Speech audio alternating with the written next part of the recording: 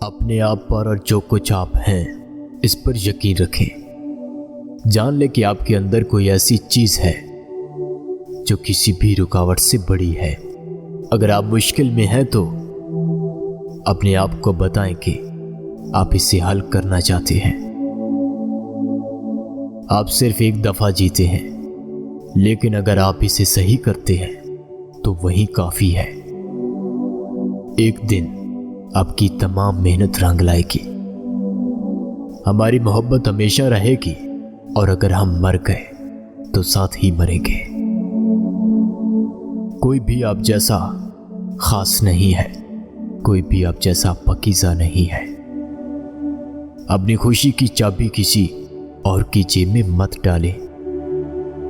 मैं रोया क्योंकि मेरे पास जूते नहीं थे। फिर मैं एक आदमी से मिला जिसके पास पाँव नहीं थे। ख्वाबों से नहीं, यादों के साथ मरो। एक वादे का मतलब सब कुछ होता है, लेकिन एक बार जब वो टूट जाता है तो माजरत का कोई मतलब नहीं होता।